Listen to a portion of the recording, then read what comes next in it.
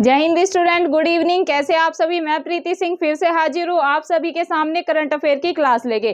चलो तो कंटिन्यू करते हैं आज की करंट अफेयर की क्लास। स्टूडेंट, आज से हम कवर करेंगे सन 2023 का अंतरराष्ट्रीय घटनाक्रम। राष्ट्रीय घटनाक्रम सन 2023 का हम कवर कर चुके हैं। आज से शुरू करेंगे स्टूडेंट अंतरराष्ट्रीय घटनाक्रम को। पहले ही क्वेश्चन लिया है स्टूडेंट 29 दिसंबर, क्या 29 दिसंबर सन 2022 को किसने सिक्स्थ टाइम्स मतलब कि छठवीं बार इजराइल के पीएम पद की शपथ ली? अगर आपसे ये पूछ लिया जाए कि भाई किसने सन 2022 में छठवीं बार मतलब कि सिक्स्थ टाइम इजराइल के पीएम पद के रूप में शपथ ली, तो स्टूडेंट ये ली है बेंजामिन नेतन्याहू ने। क्या स्टूडेंट? बेंजामिन नेतन्याहू ने छठवीं बार इजराइल के पीएम के रूप में शपथ ली है। ये चीज आपको ध्यान में रखनी है। आपसे ये भी पूछ सकते हैं कि जो इजराइल के पीएम हैं बेंजामिन नेतन्याहू, इन्होंने कितनी बार शपथ ली है पीएम पद की? तो आप ध्यान में रखेंगे छठवीं बार शपथ ली है पीएम के रूप में, तो ये चीज आपको ध्यान में रखनी है। ऑप्शन में देंगे कि भाई 5वीं बार शपथ ली, दूसरा देंगे आपको 6वीं बार शपथ ली, सी में देंगे दूसरी बार शपथ ली, और डी में दे देंगे आपको कि भाई 7वीं बार शपथ ली। तो स्टूडेंट आप आंसर लगा के आएंगे कि भाई इजराइल के पीएम पद के रूप में बेंजामिन नेतन्याहू ने 6वीं बार कितना सिक्स्थ टाइम इजराइल के पीएम के रूप में शपथ ली। ये चीज आप ध्यान में रखेंगे। मूव करते हैं स्टूडेंट नेक्स्ट क्वेश्चन पे, जो कि है हाल ही में संयुक्त राष्ट्र ने क्या स्टूडेंट? हाल ही में यूएन ने किस देश को शांति स्थापना आयोग का सदस्य चुना? तो स्टूडेंट ये चुना है नेपाल को। ये चीज आप ध्यान में रखेंगे। मूव करते हैं स्टूडेंट थर्ड क्वेश्चन पे, जो कि है इकोनॉमिक इंटेलिजेंस यूनिट द्वारा दिसंबर सन 2022 में प्रस्तुत रिपोर्ट के अनुसार विश्व का सबसे सस्ता शहर किसे घोषित किया गया है? क्या है स्टूडेंट? क्वेश्चन दोबारा सुनिएगा ध्यान पूर्वक। इकोनॉमिक इंटेलिजेंस यूनिट द्वारा दिसंबर सन 2022 में प्रस्तुत रिपोर्ट के अकॉर्डिंग वर्ल्ड का सबसे सस्ता शहर किसे घोषित किया गया है? तो स्टूडेंट ये किया गया है सीरिया के दमिश्क को। किसको स्टूडेंट? सीरिया के दमिश्क को इकोनॉमिक इंटेलिजेंस यूनिट द्वारा दुनिया का मतलब कि वर्ल्ड का सबसे सस्ता शहर घोषित किया गया है। ये चीज आप ध्यान में रखेंगे। मूव करते हैं नेक्स्ट क्वेश्चन पे, जो कि है टाइम पत्रिका। क्या है स्टूडेंट? टाइम पत्रिका ने दिसंबर सन 2022 में किसे सन 2022 पर्सन ऑफ द ईयर घोषित किया? तो स्टूडेंट ये किया है यूक्रेनी राष्ट्रपति व्लादिमीर जेलेंस्की को। ये चीज आप ध्यान में रखेंगे। किसको? व्लादिमीर जेलेंस्की को टाइम पत्रिका ने सन 2022 का पर्सन ऑफ द ईयर घोषित किया है। ये चीज आप ध्यान में रखेंगे। मूव करते हैं नेक्स्ट क्वेश्चन पे, जो कि है हाल ही में किस देश के वैज्ञानिक द्वारा दुनिया का पहला कृत्रिम भ्रूण? क्या है स्टूडेंट? ये क्वेश्चन काफी महत्वपूर्ण है। इस पे आप 2 स्टार लगा ले। ये आपको किसी ना किसी स्टेट लेवल पीसीएस में 100% देखने को मिलेगा। क्या है क्वेश्चन? हाल ही में किस देश के वैज्ञानिकों द्वारा दुनिया का फर्स्ट मतलब कि पहला कृत्रिम भ्रूण मतलब कि आर्टिफिशियल भ्रूण विकसित किया गया है? तो स्टूडेंट ये किया है इजराइल ने स्टूडेंट दुनिया का पहला कृत्रिम भ्रूण मतलब कि आर्टिफिशियल भ्रूण को विकसित किया है। ये चीज आप ध्यान में रखेंगे। मूव करते हैं नेक्स्ट क्वेश्चन पे, जो कि है महिलाओं के खिलाफ हिंसा। क्या स्टूडेंट? महिलाओं के खिलाफ हिंसा उन्मूलन के लिए अंतरराष्ट्रीय दिवस कब मनाया गया? तो आप ध्यान में रखेंगे ये मनाया गया 25 नवंबर को। कब मनाया गया? 25 नवंबर को। मूव करते हैं नेक्स्ट क्वेश्चन पे, जो कि है WHO ने 28 दिसंबर सन 2022 को मंकी पॉक्स बीमारी का नया नाम घोषित किया। क्या है स्टूडेंट? क्वेश्चन WHO ने मतलब कि वर्ल्ड हेल्थ ऑर्गेनाइजेशन, हिंदी में विश्व स्वास्थ्य संगठन ने 28 दिसंबर सन 2022 को मंकी पॉक्स जो बीमारी थी उसका नाम बदलकर क्या कर दिया है। ये आपसे एग्जाम में क्वेश्चन पूछा जा सकता है कि भाई WHO ने मंकी पॉक्स जो बीमारी है उसका नाम चेंज करके क्या कर दिया है। तो आप ध्यान में रखेंगे एम पॉक्स, जो पहले मंकी पॉक्स बीमारी थी स्टूडेंट, उसका नाम बदल के अब कर दिया है एम पॉक्स। क्या कर दिया है? Mpox. ये चीज आप ध्यान में रखेंगे। मूव करते हैं नेक्स्ट क्वेश्चन पे जो कि है ऑक्सफोर्ड डिक्शनरी। क्या है स्टूडेंट? ऑक्सफोर्ड डिक्शनरी द्वारा वर्ष सन 2022 के लिए, ऑक्सफोर्ड डिक्शनरी के द्वारा सन 2022 के लिए किस शब्द को, कौन सा ऐसा शब्द है, किस शब्द को वर्ड ऑफ द ईयर चुना गया? तो ये चुना गया है गोबलिन मोड को। किसको? गोबलिन मोड को। ये चीज आप ध्यान में रखेंगे। मूव करते हैं नेक्स्ट क्वेश्चन पे जो कि है यूनिसेफ द्वारा 20 नवंबर सन 2022 को मनाए गए सार्वभौमिक बाल दिवस की थीम बताइए। पहले तो स्टूडेंट आपको ध्यान में यही रखना है कि भाई जो सार्वभौमिक बाल दिवस है ये कब मनाया जाता है। अगर आपसे ये पूछ लिया जाए कि भाई सार्वभौमिक बाल दिवस किस दिन मनाया जाता है या किस तारीख को मनाया जाता है, तो आप ध्यान में रखेंगे 20 नवंबर को। कब स्टूडेंट? 20 नवंबर को सार्वभौमिक बाल दिवस मनाया जाता है। पहली चीज तो आप ये ध्यान रखेंगे। सेकंड क्या है स्टूडेंट? अगर आपसे ये पूछ ले कि ये भाई किसके द्वारा मनाया जाता है, जो सार्वभौमिक बाल दिवस है ये आखिरकार मनाया किसके द्वारा जाता है, तो आप ध्यान में रखेंगे एवरी ईयर यूनिसेफ के द्वारा। स्टूडेंट, यूनिसेफ के द्वारा सार्वभौमिक बाल दिवस मनाया जाता है। सेकंड क्वेश्चन ये तैयार हो गया। थर्ड कैसे पूछेंगे? थर्ड पूछेंगे कि भाई यूनिसेफ द्वारा 20 नवंबर सन 2022 को सार्वभौमिक बाल दिवस मनाया गया, इसकी थीम बताइए। तो स्टूडेंट इसकी थीम है हर बच्चे के लिए समावेशन। क्या है स्टूडेंट? सार्वभौमिक बाल दिवस की सन 2022 की अगर आपसे थीम पूछ ली जाए, सन 2022 की थीम, तो आप लगाएंगे हर बच्चे के लिए समावेशन। क्या है स्टूडेंट?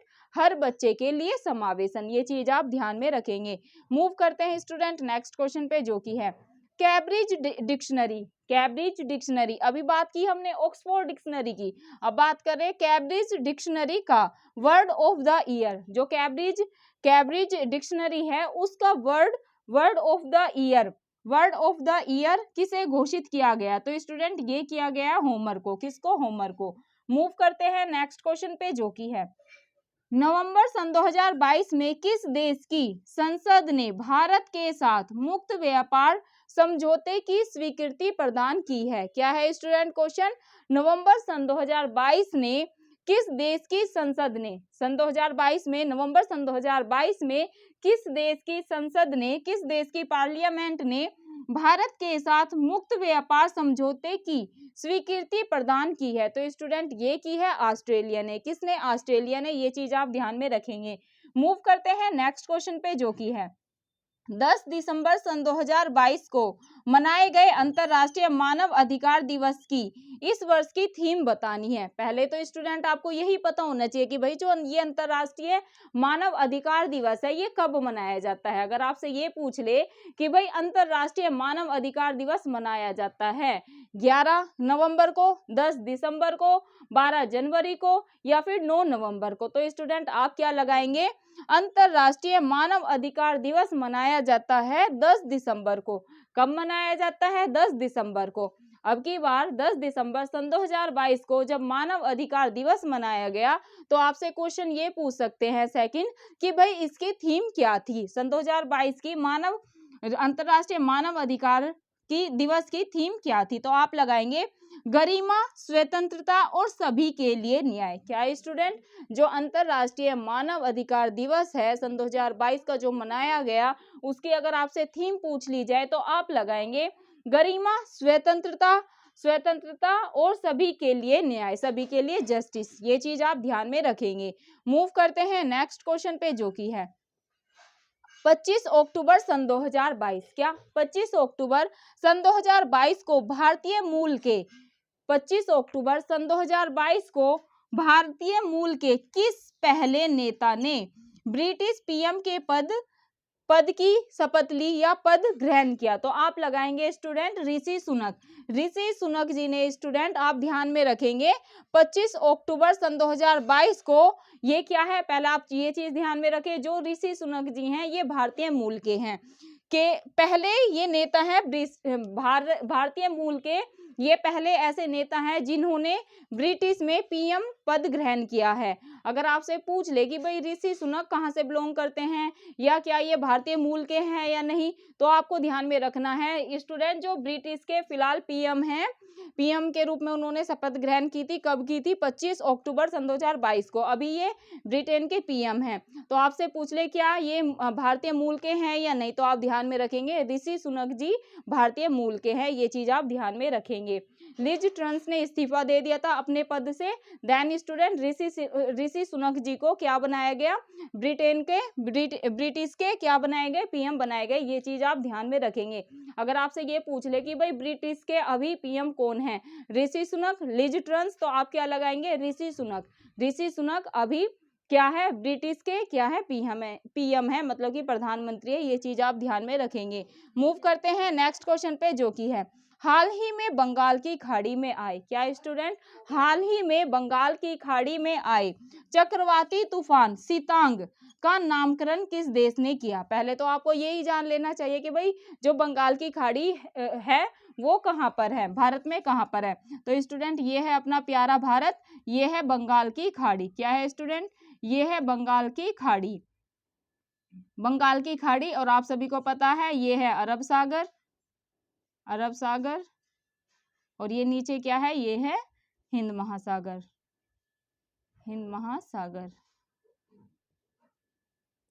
और स्टूडेंट आप ध्यान में रखें बंगाल की खाड़ी में ही कौन सा चक्रवाती तूफान आया है, सितांग, क्या आया है, सितांग। अब आपसे क्वेश्चन कैसे बनेगा, ऐसे भी पूछ लेते हैं कई बार स्टेट पीसीएस में कि जो भाई सितांग चक्रवाती तूफान है ये कहाँ पर आया, हिंद महासागर में आया, बंगाल की खाड़ी में आया या अरब सागर में आया, तो आप क्या लगाएंगे कि भाई मैडम ने बताया था जो सितांग चक्रवाती तूफान है ये आया है बंगाल की खाड़ी में, ये चीज तो आपको पता चल गई। सेकंड कैसे क्वेश्चन बनता है, सेकंड स्टूडेंट जो ये तूफानी होते हैं ना, चक्रवाती तूफान होते हैं, यहाँ से ये पूछते हैं कि इनका नामकरण किसने किया, जैसे सितांग चक्रवाती तूफान आया तो ये नाम किसने रखा, तो अगर आपसे ये पूछ ले कि भाई हाल ही में आए बंगाल की खाड़ी में सितांग चक्रवाती तूफान का नामकरण किस देश ने किया, तो आप लगाएंगे स्टूडेंट थाईलैंड ने, थाईलैंड ने सितांग जो चक्रवाती तूफान है इसका नामकरण किया। मूव करते हैं स्टूडेंट आज के लास्ट क्वेश्चन पे, जो कि है 40वां और 41वां आसियान शिखर सम्मेलन 10 से 13 नवंबर सन 2022 को कहां पर आयोजित किया गया, तो स्टूडेंट आप ध्यान में रखेंगे कंबोडिया में, कंबोडिया में स्टूडेंट जो आसियान का शिखर सम्मेलन है 40वां 41वां, इसका अगर आपसे पूछ ले कि भाई जो 40वां और 41वां आसियान का शिखर सम्मेलन था इसका आयोजन कहां पर किया गया, तो आप लगाएंगे कंबोडिया में। और ये पूछ ले कि भाई कब से कब तक किया गया, तो 10 से 13 नवंबर सन 2022 के बीच किया गया। अब ये तो हमें पता चल गया कि भाई जो आसियान शिखर सम्मेलन है 40वां और 41वां इसका जो आयोजन है वो हुआ कंबोडिया में। अब स्टूडेंट इसकी थीम को भी जान लेते हैं कि आसियान की इस बार की थीम क्या रही, तो स्टूडेंट आसियान की इस बार की थीम थी आसियान चुनौतियों का संयुक्त समाधान, क्या स्टूडेंट, आसियान चुनौतियों का संयुक्त समाधान, तो स्टूडेंट ये थी आसियान की थीम, ये चीज आप ध्यान में रखेंगे। आसियान के शिखर सम्मेलन से भी कई बार क्वेश्चन बन जाते हैं और कई बार स्टूडेंट थीम से भी अगर टफ पेपर बनाना है स्टेट लेवल पीसीएस में, स्टूडेंट हमें नहीं पता पेपर कैसे डिजाइन होगा, लेकिन हम तैयारी को कैसे करते हैं पीवाईक्यू के आधार पर, मतलब कि जो प्रीवियस ईयर में क्वेश्चन पूछे गए हैं करंट के हों चाहे फिर वो ज्योग्राफी के हों, हिस्ट्री के हों, पॉलिटी के हों, तो स्टूडेंट आगे की तैयारी भी हर एक विद्यार्थी वैसे ही करता है कि भाई जैसे पीवाईक्यू में क्वेश्चन पूछे गए हैं वैसे ही आगे पूछे जाएंगे, तो स्टूडेंट उसी आधार पर मैं आपको तैयारी करा रही हूँ। तो आपको ये चीज़ अच्छे से ध्यान में रखनी है कि भाई थीम से भी क्वेश्चन बनते हैं, क्योंकि स्टूडेंट मैंने 10 साल के यूपी पीसीएस के प्रीवियस ईयर सॉल्व कर रखे हैं। तो मैंने देखे आसियान हो गया, एससीओ हो गया, सार्क हो गया, यहाँ से हर बार क्वेश्चन पूछे ही पूछे जाते हैं। ना सिर्फ स्टूडेंट इनके सम्मेलन से पूछते हैं कि भाई सन 2022 में इसका सम्मेलन कहाँ पर हुआ, सन 2023 में जैसे G20 गया, बहुत ज़्यादा महत्वपूर्ण है। G20 का ना सिर्फ 22 का सम्मेलन पूछेंगे आपसे, बल्कि 23 का भी पूछ लेंगे कि भाई सन 2023 में G20 शिखर सम्मेलन कहाँ पर आयोजित किया जाएगा। तो और स्टूडेंट यहाँ की थीम से भी क्वेश्चन बनते हैं, जैसे G20 की सन 2023 की थीम क्या है। अभी जैसे हमने आसियान की पढ़ी, तो हमें साथ साथ थीम को भी कवर करते हुए चलना है। तो स्टूडेंट ये थी आज की क्लास। आपको क्लास अच्छी लगे तो प्लीज कक्षा को लाइक कर देना। रिक्वेस्ट आपसे यही है, प्लीज कक्षा को ज्यादा से ज्यादा शेयर करें ताकि हम एजुकेशन में सबकी मदद कर पाए। धन्यवाद स्टूडेंट, फिर मिलते हैं आपको कल के क्लास में। जय हिंद, जय भारत, शुभ रात्रि।